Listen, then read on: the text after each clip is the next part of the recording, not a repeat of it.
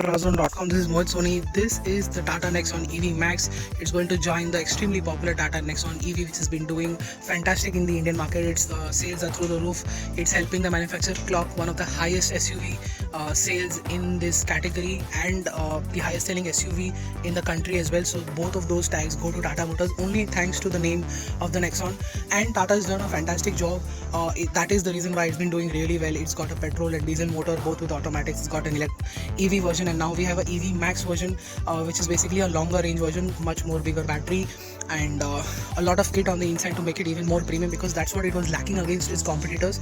It now has a whole host of features: bigger battery, more claimed range, and a host of changes on the inside and outside, which are not so much. So I'm going to quickly go through that, and then we'll jump to the driving part. What you can see in front of you are the new alloy wheels, which look very similar to the old ones at first glance, but then you realize those were very slimmer spokes. These are much more larger spokes here, and for the design. And as you can see, they look really great. There is this brake at the front and now at the back as well. So that's the new addition. At the back there has been a slight change to the tail lamps, or not by a big margin. The bumpers remain the same, the badging remains the same, the camera mounting remains the same. It gets reversing sensors as well, and we've got a camera at the same time. But I'll jump to the other part in a bit, is the fact that the camera quality could have been better at this price point. That is the roof. It's a multicolor roof with a grey on the top, black here. This intensity teal, yeah, it's a tongue twister, but that's how it is. And the color is much more stronger than the previous steel version that we've seen. And you've got a nice line that is running around here. It's the signature design mark of the Tata Nexon. You've got a EV badging here, a Nexon badging which is in black color, almost hidden, can't be visible. At the front, similar setup for the grille, the lower bumper, and of course the LED DRLs with projectors, and they are still halogen, not LED. So are the fog lamps. So that's really impressive for all weather conditions. That's how the car looks like on the outside. There is not much of a change in the way it looks. Let's get inside, and as you can see, I have keyless entry and go. Ventilated seats, no power seats yet though, but it is height adjustable. Ventilated seats make everything much better, and we can even not criticize the power part, because that's what everybody needs right now. Solid. The door thumb feels very solid. We know for a fact that the Tata Nexon EV, at least the Tata Nexon platform, is a 5-star rated car. Let's start the car. And as you can see, there's a sunroof, manual blind. That's how you control the sunroof here from. Glove box is illuminated and chilled, which is fantastic.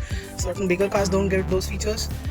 This cruise control on offer finally. It feels like a true blue premium car. You've got audio controls here, start stop button. The new dial, of course this was inspired by the JLR, but Tata has taken it to the next level. They've digitalized it, and as you can see, put it into reverse. And that's what I was showing you about, is the fact that the camera quality could have been better at this price point. That's neutral, that's digital. It was a bit hard to understand at times when you were revolving the dial from drive one drive mode to the other. Now it feels much better because you have the visual confirmation. That is a new button as well. Regen, this is for the lower. As you can see, it shows off. It's got a similar design here as well. So 3 levels of regen has been added. These 2 buttons are directly taken from the Safari. That's the auto hold, which is also a very premium feature. Electric parking brake, which is also a very premium feature. It makes way for that Tambura door sort of it had. Now you've got some space here, which is rubberized. You can keep something here. This is the wireless charger. This is the armrest. As you can see, it can hold a good amount of stuff. 12-volt socket, charging point, locking the car, boot button. That's how you unlock the charging port outside. And that's the switch gear on that side. The steering is only, I guess, for reach. It's not there. It's no telescopic, but there's only adjustment for the going up and down. That's about it. And AC works like a charm, like any other Tata car. Feels great. You've got a Nexon patching here. You've got a very nice design that's running here. This panel feels very good to look at. but surprisingly, as you can feel, it feels a little bit flimsy. Which brings me to the part that fit finish could have been better. There are certain points like I like to show you could have been better and well fitted, and it's visible here as well. So that's the slightly sore point from Tata Motors Nexon EV here. Apart from that, everything has gotten better by leaps and bounds, which is fantastic. Like I said, these ventilated seats work really well. But before we get it the full test, let's have a look at the back. This is me sitting behind my own driving position. I have AC vents here, which also work really well. They're throwing a good amount of air right now, and good knee room, very good leg room.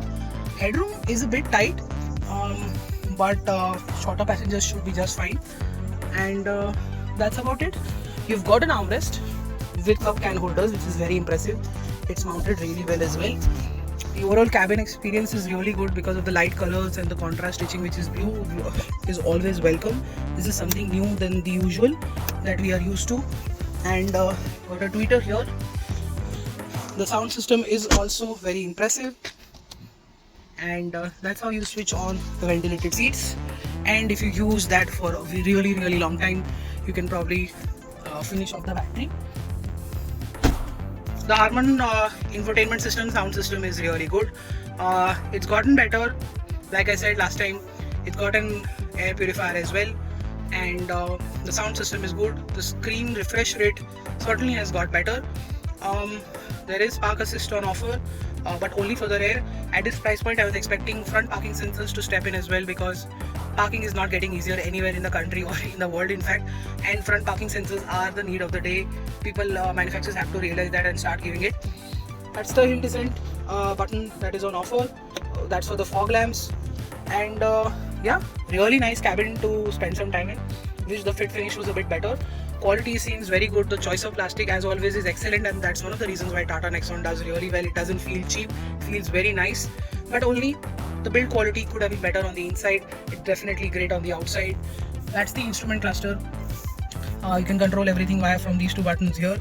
As you can see, the energy flow, trip, and the trip also shows the fact that, surprisingly, to go down this menu, you have to use this button here, which is for the side toggling. Could have been better if the buttons here could have been completely revised in the way how we use the setting, but these settings are not used very often. So that's how you reset the TPMS, which you don't need to right now. And yeah, it's a little basic instrument cluster, but it has a lot of information that you will need. And yeah, that's it. That's what the Nexon EV is all about. It's got a lot of features now. Wireless charger is added, auto IRVM is added, air purifier is here, and there is the only build quality part is like, which could have been better, but everything else is really well taken care of. That's me just nitpicking, and that's Tata also needs to up their game in this aspect. But a fantastic cabin to spend some time. I definitely see myself, if I bought this car, I would love this interior for a really long time. And yeah, that's what the car is on the inside and outside. Let's jump to the driving part. So what is the Tata Nexon EV Max like to drive? Well, of course, it is a bigger motor and a bigger battery, and the highlight, of course, is the more range and the more performance. So let's discuss with the performance part first. It now makes 143 PS of power. It has a limited top speed of 140 kilometers an hour, and what that does is gives it more power and performance. Tata says that it does 0 to 100 in under 9 seconds. Of course, we've only had a day with the car, so we can't tell you the exact numbers that we got, but for now it does seem quite reasonable within our acceleration test. It is very quick and very fun to ride. It gets off the line very quickly. In sport mode, it definitely pushes you back in the seat, so the performance is always there. In city mode, it feels normal, it feels okay. In eco mode is where it feels much more subdued while riding, because even when you push the throttle entirely when you are in eco mode, what happens is you get a burst of torque, you go ahead, but it happens in so smooth, linear, and even more subdued manner that you don't realize that whether it's an electric motor or a petrol motor, because that's how good it is. We've said that in the Tigor as well, and we are saying it again in the Nexon EV Max, is the fact that it feels very easy to drive. If you're coming from a petrol or diesel engine, it won't take much time for you to realize and get used to the electric powertrain's performance. There's like no gearbox, and it's a single speed unit, so that's not a problem. That's also not a concern where shifts are happening or anything like that. There is no shifting of gears that is happening in this car. What is impressive is the regen mode that is on offer. It works while you are driving the car. You don't need to come stationary, and that's the best part I found. I could literally go from 0, 1, 2, 3 regen modes while on the move. So if I wanted less regen while I was on a decline of a bridge, I could choose that, and I can go from 3 to 2 and 2 to 1. So it's a very flexible way how regen has been done. I can do it on the move as well. I don't need to stop for it and then do it again. So that's a great thing to have. I told you sports mode performance is really impressive. Eco mode subdues the power, but in any of the three modes, when you push the throttle entirely, you're going to get a burst of torque, which will propel you ahead in a much smoother manner than you expect it to be. And that's the highlight. The electric motors refinement also is quite good. The range, well, we've done heavy riding, we've done city traffic to a certain extent, because our drive was on a weekend and there was no traffic on the highway in very early in the morning. And we also used the AC, we've used the ventilated seats, and we've used the infotainment system, we've used the lights a bit. What we've gotten the range is that while handing the car over to Tata, we've done 200 kilometers and there is 30 kilometers of range pending. So what we've gotten is 230 with a very high load and acceleration and AC and ventilated seats. I'm pretty sure if I drive normally and do not accelerate all the time and use the AC and ventilated seats less, well, maybe I can squeeze it to 300. And since we did not get any traffic, traffic usually escalates the range, or at least it doesn't drop the range. So it keeps it stable. That would also mean that we can finally reach the 300 mark. Of course, the ARI figures are way too over the top at 437 kilometers. But if you're really driving without AC or very minimum AC, and the weather is also cool, which is not the case today, it's quite hot, the cells will deplete of power or juice, whatever you want to call it, and the range will drop. But we found the handling to be fantastic. The brakes are really good, the pedal bite is impressive. Traction control kicked in a couple of times and it was a job well done. The car straightened itself. It's pretty impressive. Highway stability is good. Ride quality is downright brilliant for our roads. The steering feels a bit heavy, and even at low speeds, but that's a good thing on the highway because it weighs up quite well. That's what sums up the driving impression. The chassis, balance, steering, suspension, brakes, tires, they're all really good. So that makes the Nexon driving experience really impressive, with more range, definitely more range than the previous version. The EV Max is the go-to choice for a lot of people. I think a lot of people will buy the Max and won't consider the normal version, because with that amount of range, it's best that you consider a smaller sedan with a smaller price tag that would suit your needs even more. And you'll save money as well. Of course, you're going to save money even more with the operating cost being very less than a petrol and diesel car. But this will at least save you the capital of getting a bigger car. I think that's where the Nexon EV is going to shine. It's going to again jump the segment, take the sales even higher.